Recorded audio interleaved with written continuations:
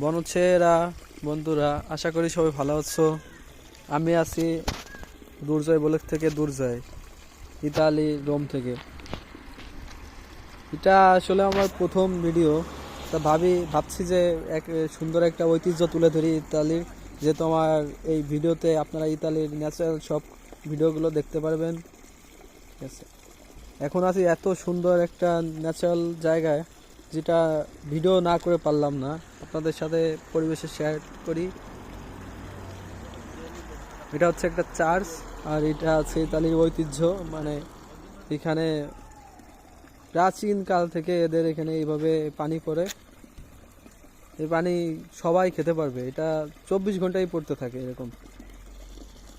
আসলে ইতালির ন্যাচারালের বর্ণনা করে শেষ হবে না।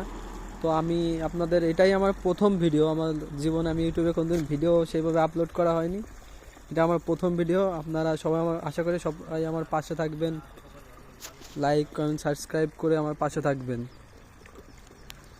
আমি চেষ্টা করব আপনাদের ইতালির সুন্দর সুন্দর ভিউগুলো তুলে ধরার।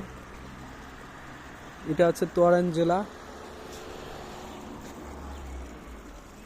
যেহেতু আমার লাইফে এটা প্রথম ভিডিও, তাই ভাবলাম একটা ভালো জিনিস দিয়ে শুরু করি।